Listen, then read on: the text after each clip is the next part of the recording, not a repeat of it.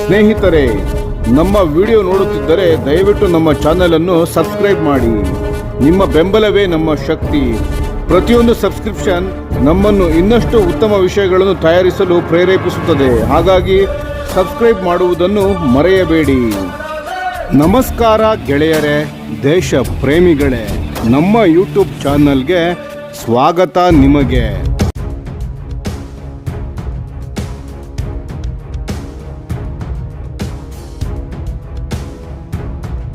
ಪಂಜಾಬ್ನಲ್ಲಿ ಸಿಕ್ಕ ಒಂದು ಅಚ್ಚರಿಯ ಬೆಳವಣಿಗೆ. ಚೀನಾದ ರಕ್ಷಣಾ ವಲಯದೊಳಗೆ ಶಾಂತವಾಗಿಯೇ ಆದರೆ ಗಂಭೀರವಾದ ಟೆಕ್ನಿಕಲ್ ತನಿಖೆಗೆ ಕಾರಣವಾಗಿದೆ. ಮೇ 2025ರಲ್ಲಿ ನಡೆದ ಭಾರೀ ವೈಮಾನಿಕ ಸಂಘರ್ಷವಾದ ಆಪರೇಷನ್ ಸಿಂಧೂರ್ ಕಾರ್ಯಾಚರಣೆಯ ನಂತರ ಭಾರತೀಯ ಭದ್ರತಾ ಪಡೆಗಳು ಪಂಜಾಬ್ ಪ್ರದೇಶದಲ್ಲಿ ಸ್ಫೋಟವಾಗದೆ ಉಳಿದ ಚೀನಾದ PL-15E ಏರ್ ಟು ಏರ್ ಕ್ಷಿಪಣಿಗಳನ್ನು ಬಹುತೇಕ ಸಂಪೂರ್ಣ ಸ್ಥಿತಿಯಲ್ಲೇ ಪತ್ತೆ ಹಚ್ಚಿವೆ. ಈ ಕ್ಷಿಪಣಿಗಳನ್ನು ಪಾಕಿಸ್ತಾನದ ಏರ್ಫೋರ್ಸ್ ಬಳಸಿತ್ತು. ಆದರೆ ಅಚ್ಚರಿಯ ಸಂಗತಿ ಏನೆಂದರೆ ಈ ಕ್ಷಿಪಣಿಗಳು ಗುರಿ ತಲುಪದೆ, ಸ್ಫೋಟವಾಗದೆ, ಸೆಲ್ಫ್ ಡಿಸ್ಟ್ರಕ್ಟ್ ಆಗದೆ ಇಂಧನ ಮುಗಿದು ನೆಲಕ್ಕೆ ಸರಳವಾಗಿ ಬಿದ್ದಿವೆ. ಇದಕ್ಕೆ ಕಾರಣವೇನು? ಭಾರತೀಯ ಇಂಟೆಲಿಜೆನ್ಸ್ ಅಸೆಸ್ಮೆಂಟ್ನ ಪ್ರಕಾರ ಈ PL-15E ಕ್ಷಿಪಣಿಗಳಲ್ಲಿ ಇದ್ದ ಪ್ರಾಕ್ಸಿಮಿಟಿ ಫ್ಯೂಸ್ ಮತ್ತು ಸೆಲ್ಫ್ ಡಿಸ್ಟ್ರಕ್ಟ್ ಮೆಕಾನಿಸಮ್ ಸರಿಯಾಗಿ ಕೆಲಸ ಮಾಡಿಲ್ಲ. ಅಂದರೆ ಗುರಿ ತಪ್ಪಿದ ಮೇಲೆ ಸ್ಫೋಟವಾಗಬೇಕಿದ್ದ ಕ್ಷಿಪಣಿಗಳು ಸರಳವಾಗಿ ಗ್ಲೈಡ್ ಆಗುತ್ತಾ ನೆಲಕ್ಕೆ ಬಿದ್ದಿವೆ. ಚೀನಾದ ಲುಯಾಂಗ್ನಲ್ಲಿ ಸದ್ದಿಲ್ಲದೆ ತನಿಖೆ ಶುರುವಾಗಿದೆ. ಈ ಘಟನೆ ಚೀನಾದೊಳಗೆ ದೊಡ್ಡ ಆತಂಕವನ್ನೇ ಸೃಷ್ಟಿಸಿದೆ. PL-15 ಸರಣಿಯ ಕ್ಷಿಪಣಿಗಳನ್ನು ತಯಾರಿಸುವ ಚೀನಾ ಏರ್ಬಾರ್ನ್ ಮಿಸೈಲ್ ಅಕಾಡೆಮಿ ಲುಯಾಂಗ್ ನಗರದಲ್ಲೇ ಇದೆ. ಮಾಹಿತಿಗಳ ಪ್ರಕಾರ ಆಪರೇಷನ್ ಸಿಂಧೂರ್ ಬಳಿಕ ತಕ್ಷಣವೇ CAMA ಚೀನಾದ ಟೆಕ್ನಿಕಲ್ ಟೀಮ್ಗಳು ಪಾಕಿಸ್ತಾನಕ್ಕೆ ತೆರಳಿ ಅಲ್ಲಿರುವ PL-15E ಕ್ಷಿಪಣಿಗಳ ಸ್ಟಾಕ್ ಪರಿಶೀಲನೆ ಶುರು ಮಾಡಿವೆ. ಈ ಸ್ಟಾಕ್ ಸುಮಾರು 240 PL-15E ಕ್ಷಿಪಣಿಗಳು.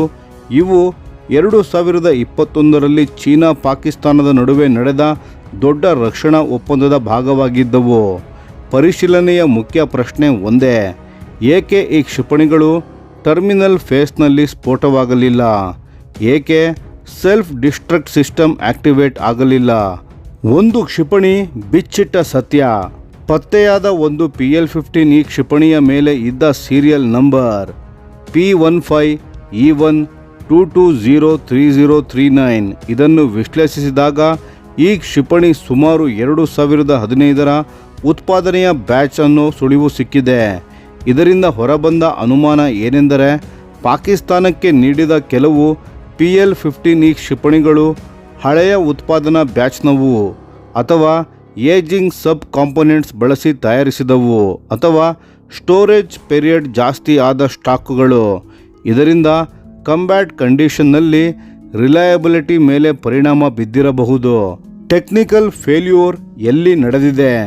PL-15E ಅಂದರೆ ಚೀನಾದ top long range air to air missile PL-15ನ ಎಕ್ಸ್ಪೋರ್ಟ್ ವರ್ಷನ್.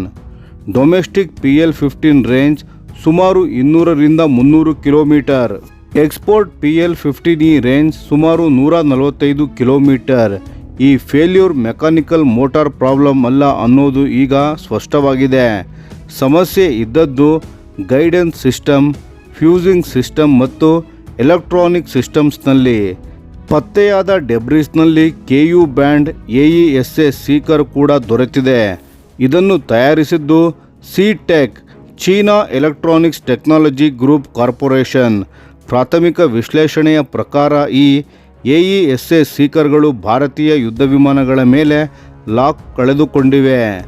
ಆಮೇಲೆ ಏನಾಯಿತು ಅಂದರೆ, ಲಾಕ್ ಕಳೆದುಕೊಂಡ ನಂತರ ಮಿಸೈಲ್ ಸೆಲ್ಫ್ ಡಿಸ್ಟ್ರಕ್ಟ್ ಆಗಬೇಕಿತ್ತು, ಪ್ರಾಕ್ಸಿಮಿಟಿ ಫ್ಯೂಸ್ ಟ್ರಿಗರ್ ಆಗಬೇಕಿತ್ತು. ಆದರೆ ಯಾವುದೂ ಆಕ್ಟಿವೇಟ್ ಆಗಿಲ್ಲ. ಫಲಿತಾಂಶ: ಕ್ಷಿಪಣಿಗಳು ಇಂಧನ ಮುಗಿದು ಪಂಜಾಬ್ನ ಹೋಶಿಯಾರ್ಪುರ ಪ್ರದೇಶದ ಹೊಲಗಳಲ್ಲಿ ಸ್ಫೋಟವಾಗದೆ ಬಿದ್ದಿವೆ ಮತ್ತು ಬಹುತೇಕ ಇಂಟ್ಯಾಕ್ಟ್ ಸ್ಥಿತಿಯಲ್ಲೇ ಪತ್ತೆಯಾಗಿವೆ. ಇದರ ಅರ್ಥ ಏನು? ಇದು ಕೇವಲ ಒಂದು ಮಿಸೈಲ್ ಫೇಲ್ಯೂರ್ ಸ್ಟೋರಿ ಅಲ್ಲ. ಚೀನಾದ ಎಕ್ಸ್ಪೋರ್ಟ್ ವೆಪನ್ ಕ್ವಾಲಿಟಿ ಬಗ್ಗೆ ಪ್ರಶ್ನೆಗಳು PL-15E ರಿಲಯಬಿಲಿಟಿ ಮೇಲೆ ಗಂಭೀರ ಅನುಮಾನಗಳು ಹಾಗೂ ಚೈನೀಸ್ ಡಿಫೆನ್ಸ್ ಮ್ಯಾನುಫ್ಯಾಕ್ಚರಿಂಗ್ ಸ್ಟ್ಯಾಂಡರ್ಡ್ಸ್ಗಳ ಮೇಲೆ ದೊಡ್ಡ ಕಪ್ಪು ಛಾಯೆ ಮತ್ತು ಭಾರತಕ್ಕೆ ದೊರೆತ ರಿಯಲ್ ವರ್ಲ್ಡ್ ಟೆಕ್ನಿಕಲ್ ಇಂಟೆಲಿಜೆನ್ಸ್ ಅಡ್ವಾಂಟೇಜ್ಗಳು ಇದು ಚೀನಾಕ್ಕೆ ಒಂದು ಸೈಲೆಂಟ್ ಶಾಕ್ ಆಗಿ, ಆದರೆ ಭಾರತಕ್ಕೆ ಒಂದು ಸ್ಟ್ರಾಟಜಿಕ್ ಇಂಟೆಲಿಜೆನ್ಸ್ ಜಾಕ್ಪಾಟ್ ಆಗಿ ಬದಲಾಗಿದೆ.